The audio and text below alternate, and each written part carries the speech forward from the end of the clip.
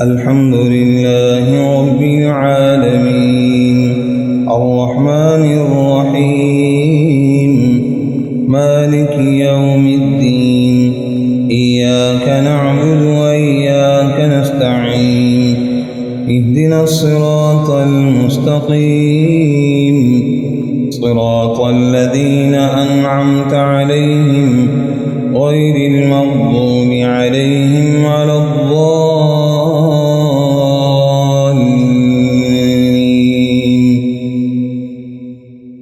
طاسين تلك آيات القرآن وكتاب مبين هدى وبشرى للمؤمنين الذين يقيمون الصلاة ويؤتون الزكاة وهم بالآخرة هم يوقنون إن الذين لا يؤمنون بالآخرة زينا لهم أعمالهم فهم يعمهون أولئك الذين لهم سوء العذاب وهم في الآخرة هم الأخسرون وإنك لتلقى القرآن من لدن حكيم عليم إذ قال موسى لأهله إني آنست نارا سآتيكم منها بخبر أو آتيكم بشهاب قبس لعلكم تصطلون فلما جاءها نودي أن بورك من في النار ومن حولها وسبحان الله رب العالمين يا موسى إنه أنا الله العزيز الحكيم وألق عصاك فلما رآها تهتز كأنها جان ولا مدبرا ولم يعقب يا موسى لا تخف إني لا يخاف لدي المرسلون إلا من ظلم ثم بدل حسنا بعد سوء فإني غفور رحيم وأدخل يدك في جيبك تخرج بيضاء من غير سوء في 9 آيات إلى فرعون وقومه إنهم كانوا قوما فاسقين فلما جاءتهم آياتنا مبصرة قالوا هذا سحر مبين وجحدوا بها واستيقنتها أنفسهم ظلما وعلوا فانظر كيف كان عاقبة المفسدين ولقد آتينا داود وسليمان علما وقال الحمد لله الذي فضلنا على كثير من عباده المؤمنين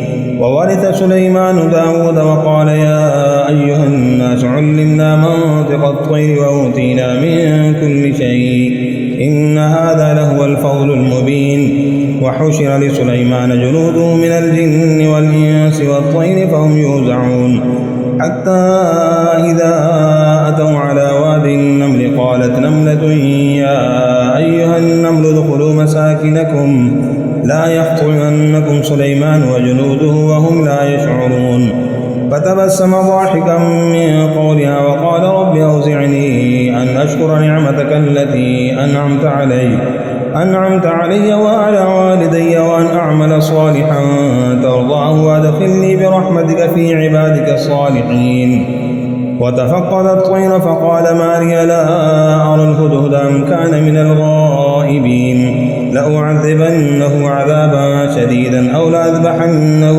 أو ليأتيني بسلطان مبين فمكث غير بعيد فقال أحق بما لم تحط به وجئتك من سبأ بنبأ يقين إني وجدت امرأة تملكهم وأوتيت من كل شيء ولها عرش عظيم وجدتها وقومها يسجدون للشمس من دون الله وزين لهم الشيطان أعمالهم فصدهم عن السبيل فهم لا يهتدون ألا يسجدوا لله الذي يخرج الخبأ في السماوات والأرض ويعلم ما تخفون وما تعلنون الله لا إله إلا هو رب العرش العظيم الله أكبر قال سننظر أصدقت أم كنت من الكاذبين اذهب بكتابي هذا فألقه إليهم ثم تول عنهم فانظر ماذا يرجعون قالت يا أيها الملأ إني ألقي إلي كتاب كريم إنه من سليمان وإنه بسم الله الرحمن الرحيم ألا تعلوا علي وأتوني مسلمين. قالت يا أيها الملأ أفتوني في أمري ما كنت قاطعة أمرا حتى تشهدون. قالوا نحن أولو قوة وأولو بأس شديد والأمر إليك فانظري ماذا تأمرين. قالت إن الملوك إذا دخلوا قرية أفسدوها وجعلوا أعزة أهلها أذلة وكذلك يفعلون. وإني مرسلة إليهم بهدية فناظرة بما يرجع المرسلون. فلما جاء سليمان قال تمدونني بمال فما آتاني الله خير مما آتاكم بل أنتم بهديتكم تفرحون. ارجع إليهم فلنأتينهم بجنود لا قبل لهم بها ولنخرجنهم منها أذلة وهم صاغرون. قال يا أيها الملأ أيكم يأتيني بعرشها قبل أن يأتوني مسلمين. قال عفريت من الجن أنا آتيك به قبل أن تقوم من مقامك وإني عليه لقوي أمين. قال الذي عنده علم من الكتاب أنا آتيك به قبل أن يرتد إليك طرفك فلما رآه مستقرا عنده قال هذا من فضل ربي ليبلوني أشكر أم أكفر ومن شكر فإنما يشكر لنفسه ومن كفر فإن ربي غني كريم. قال نكروا لها عرشها ننظر تهتدي أم تكون من الذين لا يهتدون. فلما جاءت قيل هكذا عرشك قالت كأنه هو وأوتينا العلم من قبلها وكنا مسلمين. وصدها ما كانت تعبد من دون الله إنها كانت من قوم كافرين. قيل لها ادخل الصرح فلما رأته حسبته لجة وكشفت عن ساقيها قال إنه صرح ممرد من قوارير. قالت رب إني ظلمت نفسي وأسلمت مع سليمان لله رب العالمين. ولقد أرسلنا إلى ثمود أخاهم صالحا أن اعبدوا الله فإذا هم فريقان يختصمون. قال يا قوم لم تستعجلون بالسيئة قبل الحسنة لولا تستغفرون الله لعلكم ترحمون. قالوا اطيرنا بك وبمن معك قال طائركم عند الله بل أنتم قوم تفتنون. وكان في المدينة 9 رهط يفسدون في الأرض ولا يصلحون. قالوا تقاسموا بالله لنبيتنه وأهله ثم لنقولن لوليه ما شهدنا مهلك أهله وإنا لصادقون. ومكروا مكرا ومكرنا مكرا وهم لا يشعرون. فانظر كيف كان عاقبة مكرهم أنا دمرناهم وقومهم أجمعين. فتلك بيوتهم خاوية بما ظلموا إن في ذلك لآية لقوم يعلمون.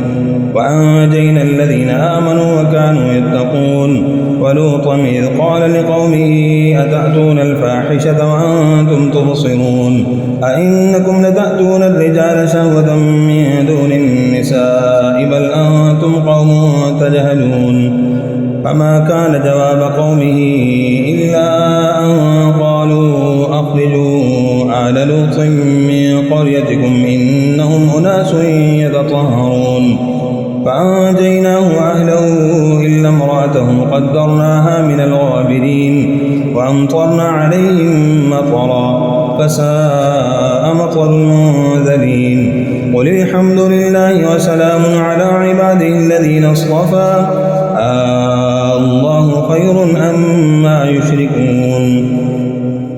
أمن خلق السماوات والأرض وأنزل لكم من السماء ماء فأنبتنا به حدائق ذات بهجة ما كان لكم أن تنبتوا شجرها أإله مع الله بل هم قوم يعدلون.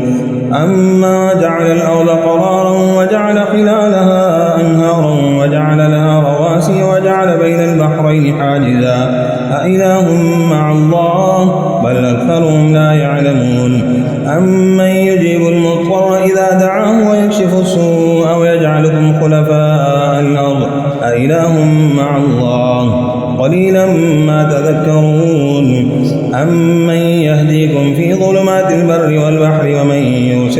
الرياح بشرا بين يدي رحمته أإله مع الله تعالى الله عما يشركون أمن يبدأ الخلق ثم يعيده ومن يرزقكم من السماء والأرض أإله مع الله قل هاتوا برهانكم إن كنتم صادقين قل لا يعلم ما في السماوات والأرض الغيب إلا الله وما يشعرون أيان يبعثون بل ادارك علمهم في الآخرة بل هم في شك منها بل هم منها عمون وقال الذين كفروا أئذا كنا ترابا وآباؤنا أئنا لمخرجون لقد وعدنا هذا نحن وآباؤنا من قبل إن هذا إلا أساطير الأولين قل سيروا في الأرض فانظروا كيف كان عاقبة المجرمين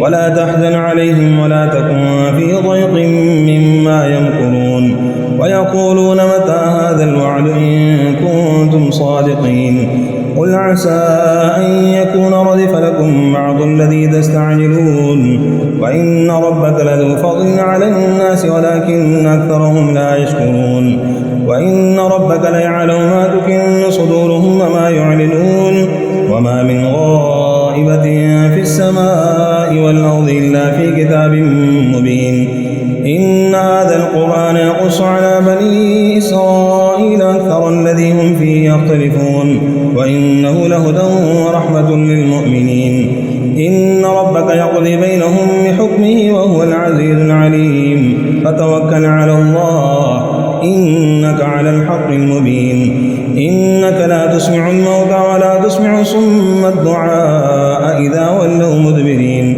وما أنت بهاد العمي عن ضلالة إن تسمع إلا من يؤمن بآياتنا فهم مسلمون وإذا وقع القول عليهم أخرجنا لهم دابة من الأرض تكلمهم أن الناس كانوا بآياتنا لا يوقنون ويوم نحشر من كل أمة فوجا ممن يكذب بآياتنا فهم يوزعون حتى إذا جاءوا قال كذبتم بآياتي ولم تحيطوا بها علما أم ماذا كنتم تعملون ووقع القول عليهم بما ظلموا فهم لا ينطقون ألم يروا أنا جعلنا الليل ليسكنوا فيه والنهار مبصرا إن في ذلك لآيات لقوم يؤمنون ويوم ينفخ في الصور ففزع من في السماوات ومن في الأرض إلا من شاء الله وكل أتوا داخرين وترى الجبال تحسبها جامدة وهي تمر مر السحاب صنع الله الذي أتقن كل شيء إنه خبير بما تفعلون من جاء بالحسنة فله خير منها وهم من فزع يومئذ آمنون ومن جاء بالسيئة فكبت وجوههم في النار هل تجزون إلا ما كنتم تعملون إنما أمرت أن أعبد رب هذه البلدة الذي حرمها وله كل شيء وأمرت أن أكون من المسلمين وأن أتلو القرآن فمن اهتدى فإنما يهتدي لنفسه ومن ضل فقل إنما أنا من المنذرين وقل الحمد لله سيريكم آياته فتعرفونها وما ربك بغافل عما تعملون طاسيم تلك آيات الكتاب المبين نتلو عليك من نبأ موسى وفرعون بالحق لقوم يؤمنون إن فرعون علا في الأرض وجعل أهلها شيعا يستضعف طائفة منهم يذبح أبناءهم ويستحيي نساءهم إنه كان من المفسدين ونريد أن نمن على الذين استضعفوا في الأرض ونجعلهم أئمة ونجعلهم الوارثين ونمكن لهم في الأرض ونري فرعون وهامان وجنودهما منهم ما كانوا يحذرون وأوحينا إلى أم موسى أن أرضعيه فإذا خفت عليه فألقيه في اليم ولا تخافي ولا تحزني إنا رادوه إليك وجاعلوه جاعلوه من المرسلين فالتقطه آل فرعون ليكون لهم عدوا وحزنا إن فرعون وهامان وجنودهما كانوا خاطئين. وقالت امرأة فرعون قرة عين لي ولك لا تقتلوه عسى أن ينفعنا أو نتخذه ولدا وهم لا يشعرون. وأصبح فؤاد أم موسى فارغا إن كادت لتبدي به لولا أن ربطنا على قلبها لتكون من المؤمنين. وقالت لأخته قصي فبصرت به عن جنب وهم لا يشعرون. وحرمنا عليه المراضع من قبل فقالت هل أدلكم على أهل بيت يكفلونه لكم وهم له ناصحون. فرددناه إلى أمه كي تقر عينها ولا تحزن ولتعلم أن وعد الله حق ولكن أكثرهم لا يعلمون. ولما بلغ أشده واستوى آتيناه حكما وعلما وكذلك نجزي المحسنين.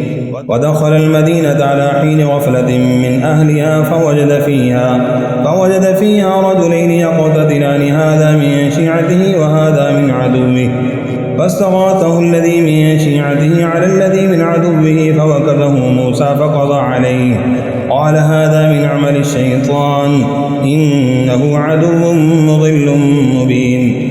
قال رب إني ظلمت نفسي فاغفر لي فغفر له إنه هو الغفور الرحيم. قال رب بما أنعمت علي فلن أكون ظهيرا للمجرمين. فأصبح في المدينة خائفا يترقب فإذا الذي استنصره بالأمس يستصرخه قال له موسى إنك لغوي مبين. فلما أن أراد أن يبطش بالذي هو عدو لهما قال يا موسى أتريد أن تقتلني كما قتلت نفسا بالأمس إن تريد إلا أن تكون جبارا في الأرض وما تريد أن تكون من المصلحين. وجاء رجل من أقصى المدينة يسعى قال يا موسى إن الملأ يأتمرون بك ليقتلوك فاخرج إني لك من الناصحين.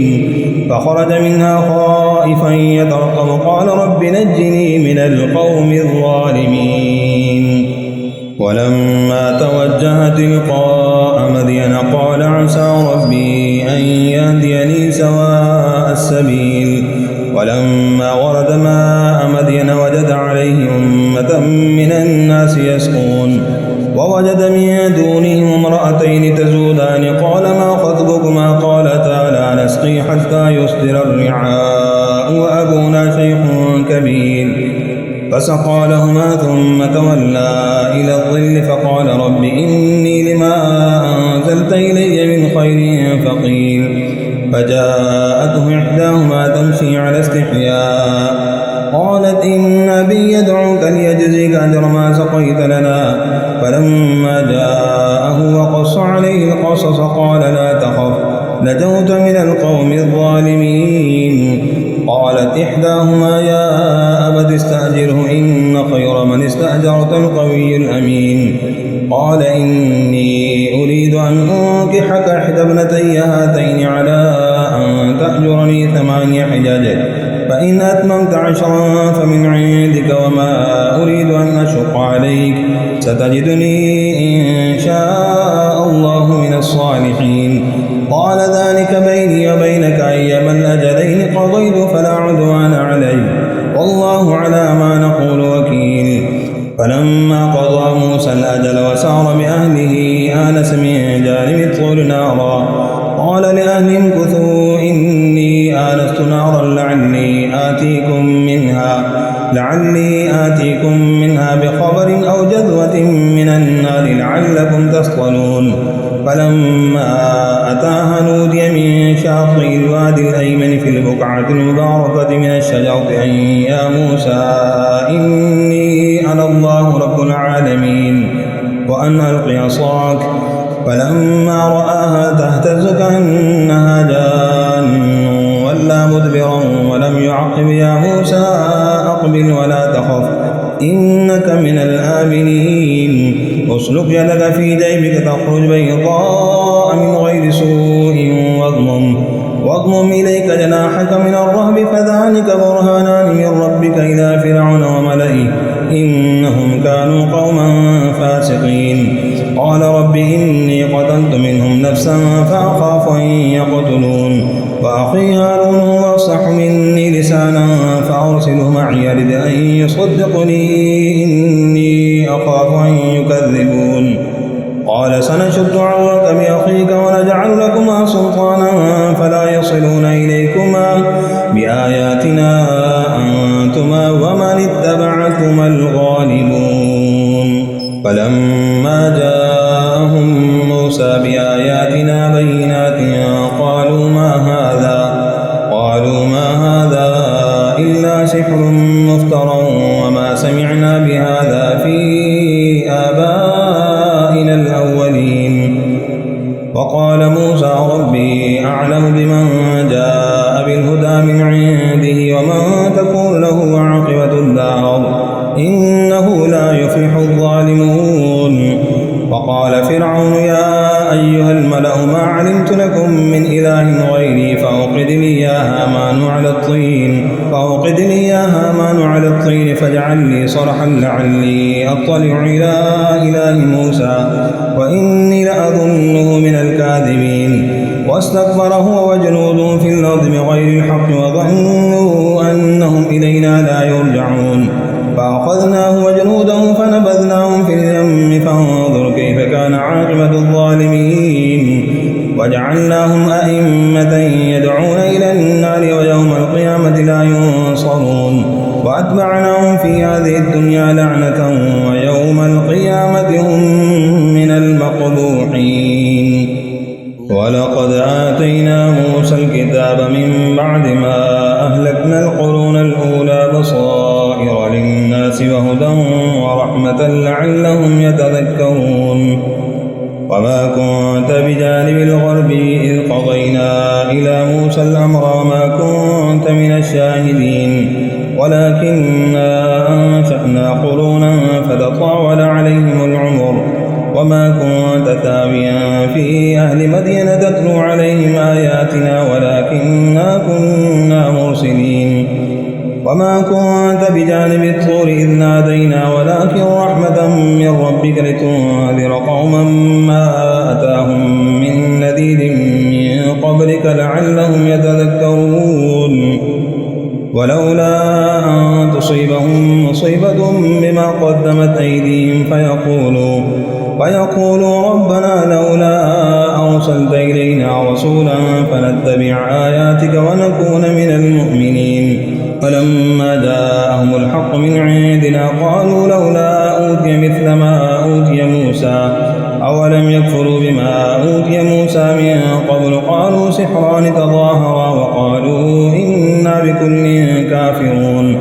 قل فأتوا بكتاب من عند الله هو أهدى منهما أتبعه إن كنتم صادقين فإن لم يستجيبوا لك فاعلم أنما يتبعون أهواءهم ومن أضل ممن اتبع هواه بغير هدى من الله إن الله لا يهدي القوم الظالمين ولقد وصلنا لهم القول لعلهم يتذكرون الذين آتيناهم الكتاب من قبله هم به يؤمنون وإذا يتلى عليهم قالوا آمنا به إنه الحق من ربنا إنا كنا من قبله مسلمين أولئك يؤتون أجرهم مرتين بما صبروا ويدرؤون بالحسنة السيئة ومما رزقناهم ينفقون وإذا سمعوا اللغو أعرضوا عنه وقالوا لنا أعمالنا ولكم أعمالكم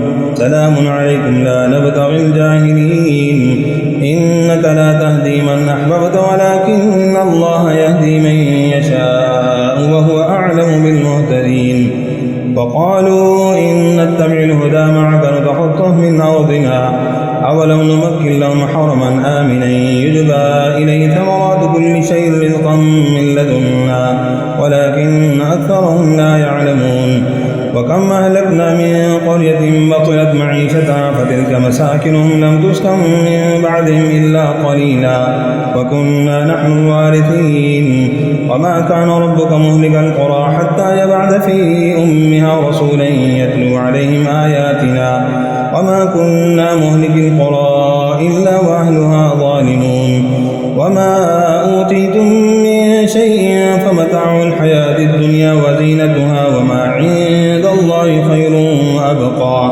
أفلا تعقلون أفمن وعدناه وعدا حسنا فهو لاقيه كمن متعناه متاع الحياة الدنيا ثم هو يوم القيامة من المحضرين ويوم يناديهم فيقول أين شركائي الذين كنتم تزعمون قال الذين حق عليهم القول ربنا هؤلاء الذين أغويناهم كما غوينا تبرأنا إليك ما كانوا إيانا يعبدون وقيل ادعوا شركاءكم فدعوهم فلم يستجيبوا لهم ورأوا العذاب لو أنهم كانوا يهتدون ويوم يناديهم فيقول ماذا أجبتم المرسلين فعميت عليهم الأنباء يومئذ فهم لا يتساءلون فأما من تاب وآمن وعمل صالحا فعسى أن يكون من المفلحين وربك يخلق ما يشاء ويختار ما كان لهم الخيرة سبحان الله وتعالى عما يشركون وربك يعلم ما تكن صدورهم وما يعلنون وهو الله لا إله إلا هو له الحمد في الأولى والآخرة وله الحكم وإليه ترجعون قل أرأيتم إن جعل الله عليكم الليل سرمدا إلى يوم القيامة من إله غير الله يأتيكم بضياء أفلا تسمعون قل أرأيتم إن جعل الله عليكم النهار سرمدا إلى يوم القيامة من إله غير الله يأتيكم بليل تسكنون فيه أفلا تبصرون ومن رحمته جعل لكم الليل والنهار لتسكنوا فيه ولتبتغوا من فضله ولعلكم تشكرون ويوم يناديهم فيقول أين شركائي الذين كنتم تزعمون ونزعنا من كل أمة شهيدا فقلنا هاتوا برهانكم فاعلموا أن الحق لله وضل عنهم ما كانوا يفترون إن قارون كان من قوم موسى فبغى عليهم وآتيناه من الكنوز ما إن مفاتحه لتنوء بالعصبة أولي القوة إذ قال له قومه لا تفرح إن الله لا يحب الفرحين وابتغ فيما آتاك الله الدار الآخرة ولا تنس نصيبك من الدنيا وأحسن كما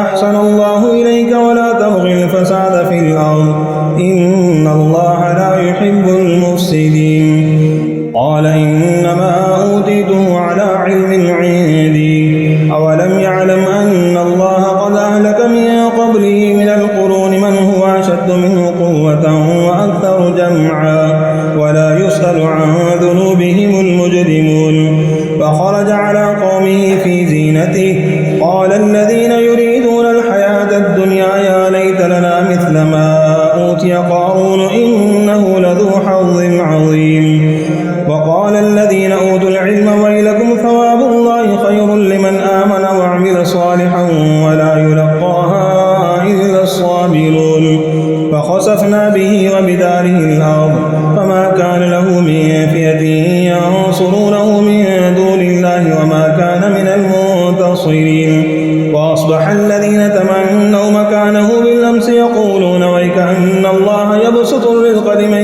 يشاء من عباده ويقدر لولا أمن الله علينا لخسف بنا ويكأن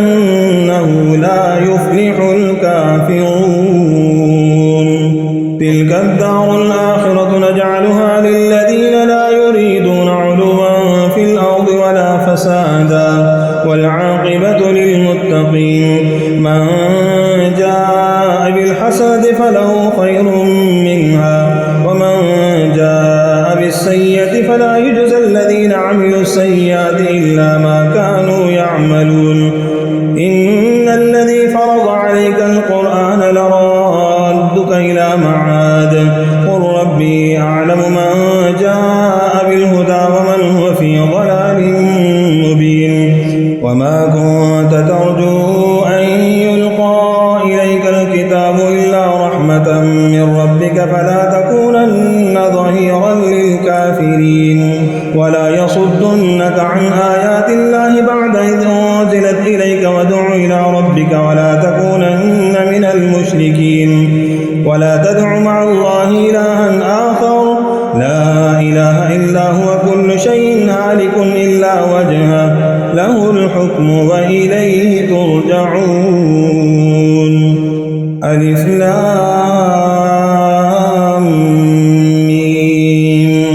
أحسب الناس أن يتركوا أن يقولوا آمنا وهم لا يفتنون. ولقد فتنا الذين من قبلهم فليعلمن الله الذين صدقوا وليعلمن الكاذبين. أم حسب الذين يعملون السيئات أن يسبقونا ساء ما يحكمون. من كان يرجو لقاء الله فإن أجل الله لآت وهو السميع العليم. ومن جاهد فإنما يجاهد لنفسه إن الله لغني عن العالمين. والذين آمنوا وعملوا الصالحات لنكفرن عنهم سيئاتهم ولنجزينهم أحسن الذي كانوا يعملون. ووصينا الإنسان بوالديه حسنا وإن جاهداك لتشرك بما ليس لك به علم فلا تطعهما إلي مرجعكم فأنبئكم بما كنتم تعملون. والذين آمنوا وعملوا الصالحات لندخلنهم في الصالحين. ومن الناس من يقول آمنا بالله فإذا أوذي في الله جعل فتنة الناس كعذاب الله ولئن جاء نصر من ربك ليقولن إنا كنا معكم أوليس الله بأعلم بما في صدور العالمين. وليعلمن الله الذين آمنوا وليعلمن المنافقين. وقال الذين كفروا للذين آمنوا اتبعوا سبيلنا ولنحمل خطاياكم وما هم بحاملين من خطاياهم من شيء إنهم لكاذبون. وليحملن أثقالهم وأثقالا مع أثقالهم وليسألن يوم القيامة عما كانوا يفترون. ولقد أرسلنا نوحا إلى قومه فلبث فيهم 1000 سنة إلا 50 عاما فأخذهم الطوفان وهم ظالمون. فأنجيناه وأصحاب السفينة وجعلناها آية للعالمين. وإبراهيم إذ قال لقومه اعبدوا الله واتقوه ذلكم خير لكم إن كنتم تعلمون.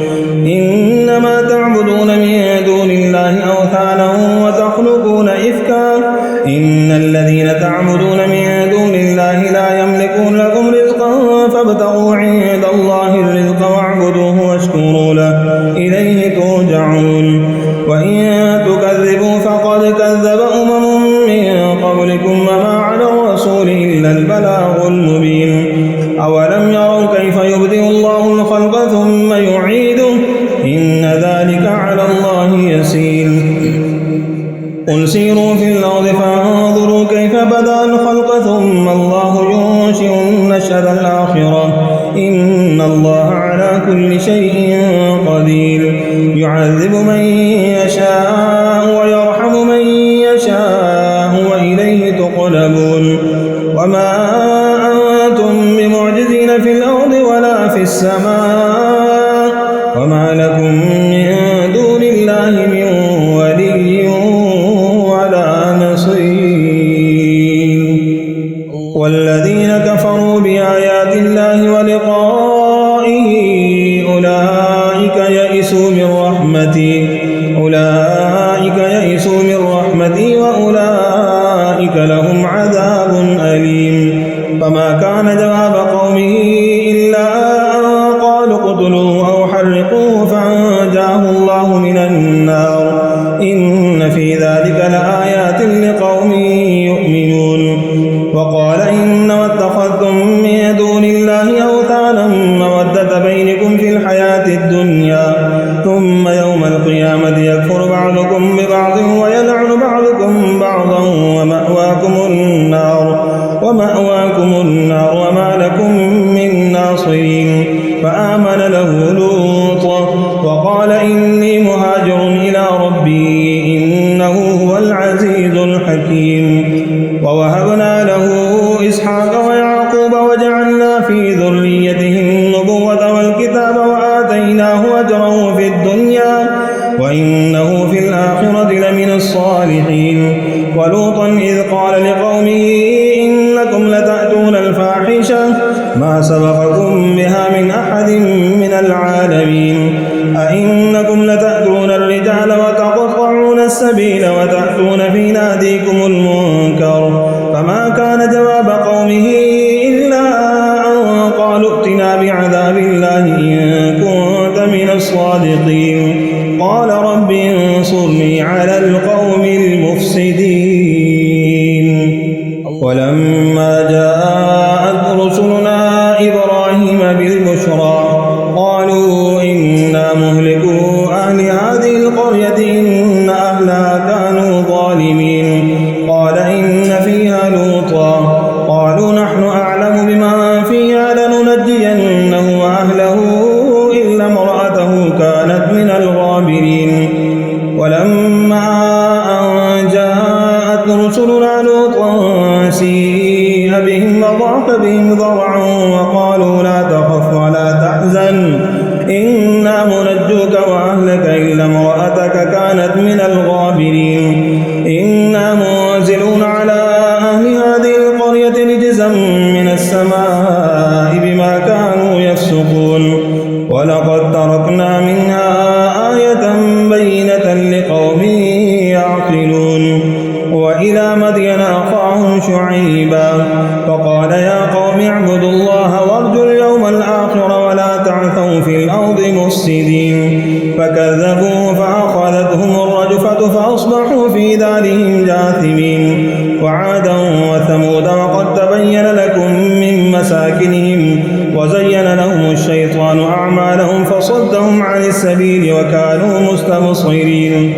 وقارون وفرعون وهامان ولقد جاءهم موسى بالبينات فاستكبروا في الأرض وما كانوا سابقين.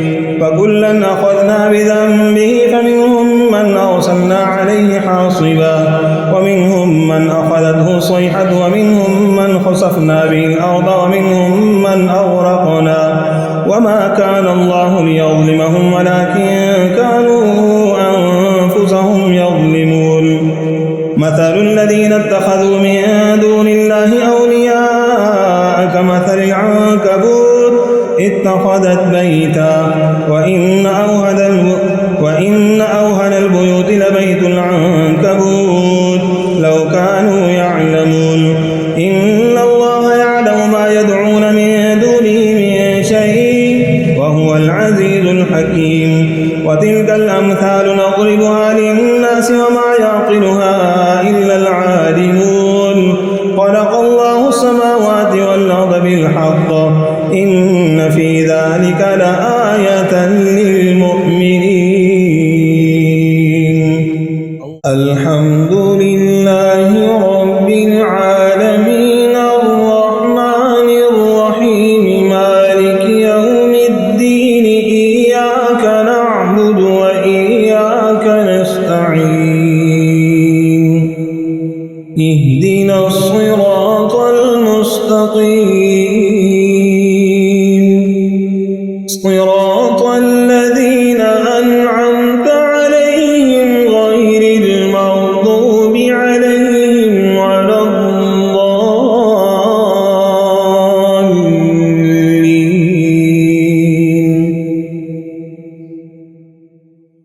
إذا جاء نصر الله والفتح ورأيت الناس يدخلون في دين الله أفواجا فسبح بحمد ربك واستغفره إنه كان توابا تبت يدا أبي لهب وتب ما أغنى عنه ماله وما كسب سيصلى نارا